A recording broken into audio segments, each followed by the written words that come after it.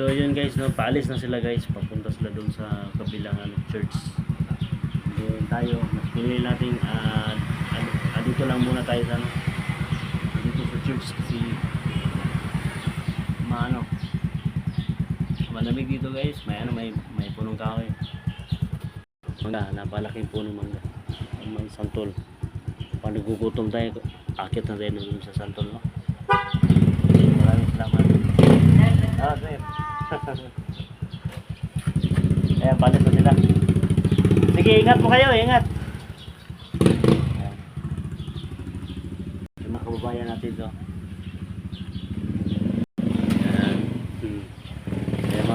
Mga kababayan natin, ang babae dito guys.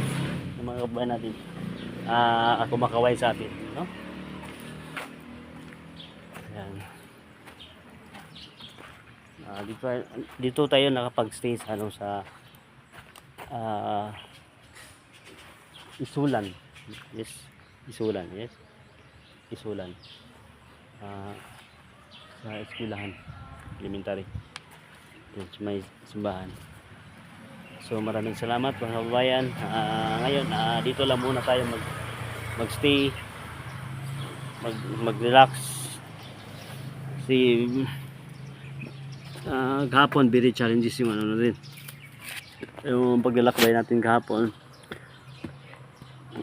Dumaan tayo sa matinding pagsubok, no?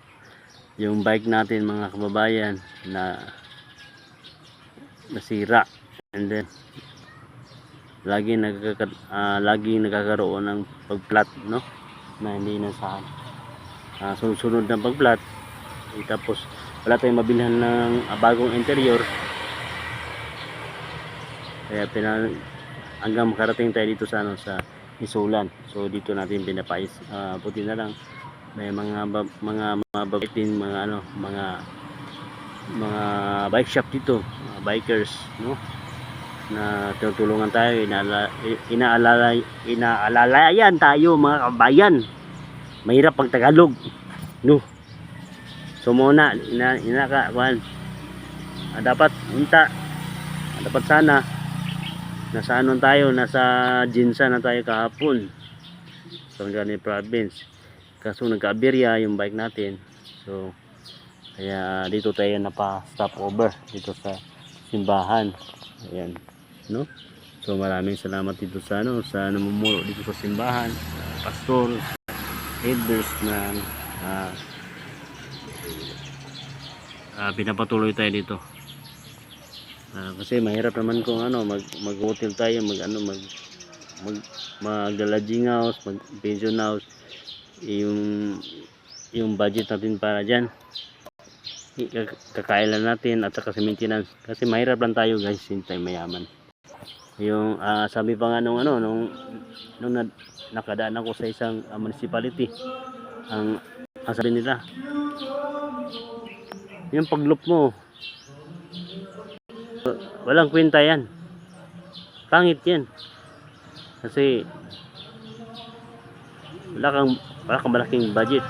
Kami mag-loop kami, meron kaming baon 300,000, 500,000.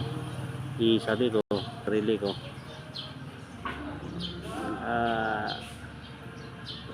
kasi kayo may kaya kayo, ako wala akong kaya. Yung kaya ko lang yung magbabike,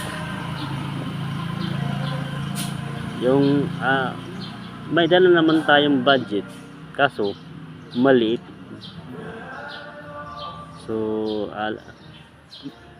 malaki yung papasalamatan sa mga kababayan natin na inaalalayan tayo, no? Bawat araw, bawat tao na makasalumuhan natin, nakaintindi doon sa survival challenge natin mga kababayan. Intindihan nila yung survival challenge natin, 82 province. Kaya minsan yung ibang mga tao nakaintindi, inalayan tayo. Mahirap, paano ba? Mahirap pag Tagalog Pasubo ako ito, ha? Sige na guys, maraming salamat sa inyong lahat. Dito muna ako sa may punong kahoy. Yon. Mangga yan, napalaki mangga. Daming dahon. Kaya malamig. sa kabila, santol. Maraming salamat, mabuhay po tayong lahat.